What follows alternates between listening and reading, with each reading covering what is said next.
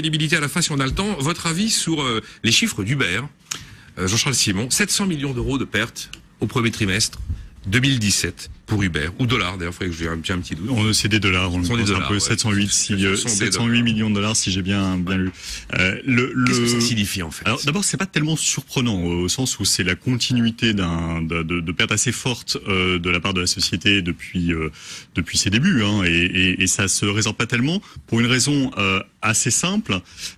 C'est qu'en fait, dans la logique d'Uber, l'essentiel de ces pertes, elles viennent d'endroits où Uber subventionne les courses ou garantit des revenus aux chauffeurs. L'objectif étant, et moi ça c'est un point que j'avais toujours voulu mettre en évidence, que on ne pouvait pas avoir des valorisations proches de 70 milliards de dollars pour Uber dans un secteur que j'avais bien étudié comme celui des transports urbains à la personne. On peut pas avoir des telles valorisations si on ne se projette pas, on n'espère pas devenir monopolistique. Et on ne peut devenir monopolistique que si on assèche vraiment la concurrence. Et c'est toujours d'ailleurs sur certains marchés. Alors Uber s'est retiré du marché chinois parce que son concurrent Didi était plus fort que lui et donc a préféré arrêter l'escalade de l'argent qui coulait à flot pour garantir les revenus des chauffeurs et se replier sur les autres marchés et devenir actionnaire en contrepartie de celui qui reste le leader, qui du coup d'ailleurs a monté immédiatement ses prix dès qu'il n'y a plus le duopole qui se voyait sur le marché chinois.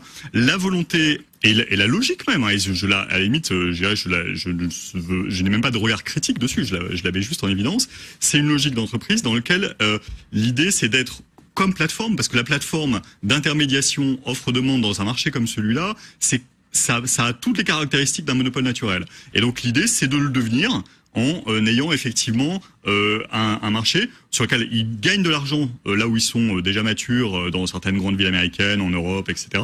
Et ils investissent énormément sur les autres marchés, d'où ces pertes colossales. La question, c'est quand est-ce que ça s'arrête et est-ce que vraiment ils réussissent à montrer qu'ils arrivent, et c'est tout le débat avec évidemment les acteurs préexistants qui étaient les taxis, est-ce qu'ils arrivent vraiment à les sortir du marché et à avoir une telle part de marché qui peuvent justifier des nouveaux tours de table montrant qu'ils arriveront à cette valeur quasi monopolistique qui va capter l'essentiel du marché urbain mondial du transport de la personne. Oui, donc ce sont des pertes qui sont destinées à confirmer la formule winner takes all, c'est ça. Absolument. Finalement. Allez-y, Bruno Andribe. Moi, je vais donner mon angle d'entrepreneur de la tech, si je peux me permettre, qui sera assez complémentaire du vôtre.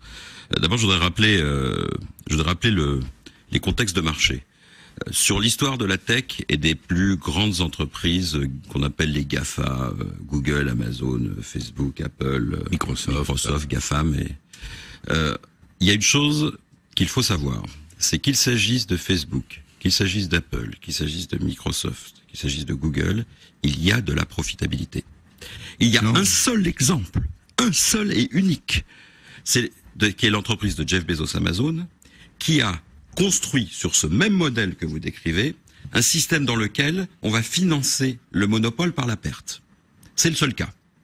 Et aujourd'hui, quand vous regardez les chiffres des GAFAM, vous apercevrez d'ailleurs qu'Amazon reste beaucoup moins profitable que les 4 autres, ou que les 5 autres, même si elle fait partie des géants.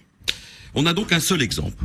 Il n'y en a pas d'autre. Vous pouvez chercher, il n'y en a pas d'autre. Monopole venant des États-Unis, qui a été créé de la même façon, en mettant énormément d'argent, en subventionnant la vente, exactement comme vous avez parlé de subventionner les chauffeurs, en baissant les prix à perte et en dissimulant les pertes sous des trucs de frais de port ou autres pour arriver à ce que légalement ça puisse passer dans les pays où c'est Amazon. Et ça a marché puisque aujourd'hui Amazon est dans une situation de quasi-monopole dans un nombre de pays incroyable et il continue en mettant maintenant le système Amazon Premium qui fait que si vous achetez à l'année le fait de pas payer vos livraisons, vous avez tendance à devoir aller tout le temps chez Amazon parce que vous êtes abonné. C'est très fort, hein, c'est très fort. Oui, donc vous avez contestable en termes de droit à la concurrence. J'y viens. Donc vous avez ce cas Uber qui essaye de faire la même chose. À peu près la même chose. Alors c'est sur les chauffeurs et autres. Mais moi je vois deux problèmes majeurs. Le premier, c'est qu'Amazon, le service client, il est irréprochable. Que Amazon, la qualité de ce qui est fait est irréprochable. Que Amazon, la subvention a été faite, elle n'est pas au détriment des vendeurs qui vont se mettre sur Amazon pour vendre leurs produits. C'est-à-dire qu'Amazon est restée vertueuse sur le plan du service client et vertueuse sur le plan de l'approche de ses, comment dirais-je, donneurs d'ordre, de ceux qui travaillent avec Amazon, des boutiques qui travaillent avec elle.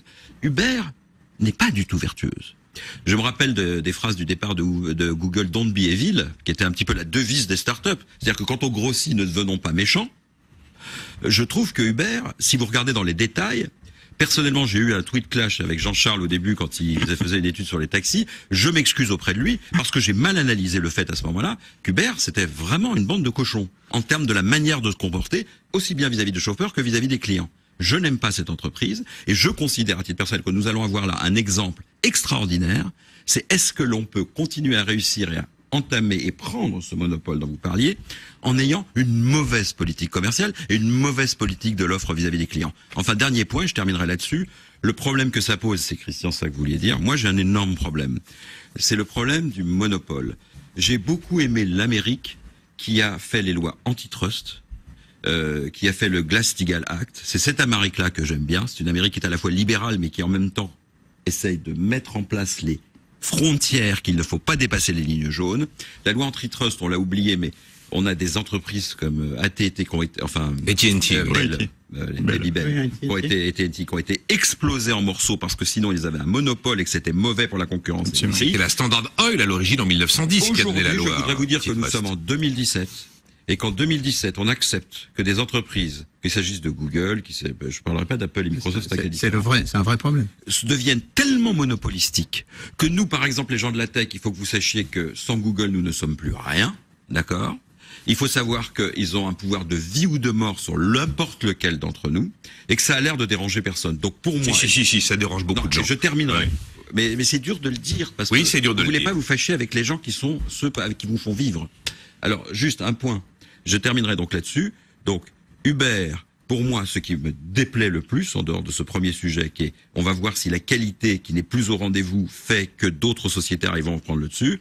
Ce qui me déplaît le plus aujourd'hui, c'est qu'aujourd'hui, on accepte le trust, on accepte le monopole, on fait même des stratégies surfinancées, survalorisées pour faire des monopoles qui étaient encore, il y a finalement relativement peu de temps, interdits par la loi. C'est mon vrai sujet, et à titre personnel, j'attends le retour de la loi antitrust. Faudra-t-il démanteler des entreprises comme celle-ci? Un mot, juste sachant que les Américains disent, et ils ont un argument béton, comme toutes ces entreprises américaines, ils disent on veut empêcher les gens de réussir. Mais c'est pas le cas, au contraire. Parce que moi je pense qu'à la fin, et je reste convaincu qu'à la fin, le monopole est mortifère sur l'innovation.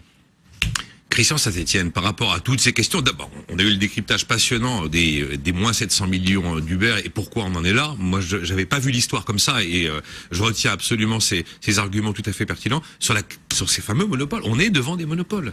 Et la question du démantèlement d'entreprises comme Google, notamment, sont des questions qui vont finir par se poser. Bien sûr, sur Google, c'est une question qui est posée depuis 2 ou 3 ans déjà. C'est une entreprise qui a clairement, dans ses prononcements officiels, une vision hégémonique. Donc, ils veulent, à terme, notamment à travers les investissements qu'ils font dans l'intelligence artificielle, complètement monopoliser le marché. Sur Amazon, même si la qualité des produits et des services est bonne, on oublie complètement les effets négatifs, c'est-à-dire c'est en train de dévaster tout le commerce de centre-ville, de beaucoup de petites villes. Ça a des effets secondaires d'une puissance inouïe. Même les malls, hein. Même les malls aux États-Unis, voilà. C'est terrible. C'est-à-dire qu'on vous dit, ils ouvrent un centre de traitement, Amazon crée 500 emplois, mais combien de centaines ou de milliers d'emplois sont supprimés derrière, personne n'en parle, donc il n'y a pas d'analyse de l'écosystème. Donc il y a une vraie question sur ces monopoles. En plus, lié à ça, bien sûr, il y a le monopole sur les données. Puisqu'à travers l'exercice de ces monopoles sur les informations des clients, ça leur donne une capacité de vendre d'autres produits et donc de proche en proche, de prendre des monopoles sur l'intégralité des systèmes de distribution. Et là, je pense que l'Europe devrait réagir beaucoup plus fortement. l'Europe qui s'est spécialisée dans son droit de la concurrence, dans l'empêchement de faire émerger des grands leaders européens de capacité mondiale, ne réagit pas face aux grands leaders américains.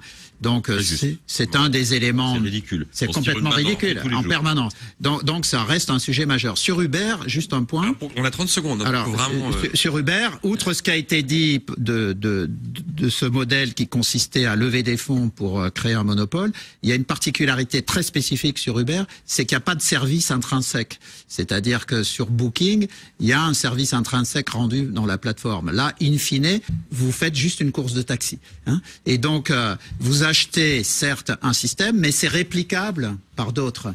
Et c'est pour cela que Uber est si méchant. C'est qu'il faut absolument qu'il tue toutes les tentatives de répliquer parce qu'il n'y a pas de service intrinsèque. Chez Amazon, il y a un service intrinsèque. Il y a cette barrière à l'entrée. Voilà. Et donc, c'est très important de voir que leur méchanceté est liée à la crainte que tout explose. On a fini, Jean-Charles Simon. Vraiment, un mot, la musique tourne déjà dans mon oreille. C'est exactement le cas. Les GAFAM, ça a été très bien dit par les deux débattants qui m'ont précédé. C'est le sujet pour moi majeur de l'économie d'aujourd'hui. Je pense que ça vient pomper des profits sur tous les autres acteurs économiques, agents, producteurs comme consommateurs, et que du coup c'est un enjeu y compris pour le niveau de la productivité de l'économie, pour le niveau de l'innovation de l'économie. Et même pour la tech. Et pour la tech. Et pour la tech, les premiers victimes, c'est les fabricants d'applications chez Apple ou ailleurs. Jean-Charles Simon, Bruno Vandrib, lundi, rendez-vous 9h.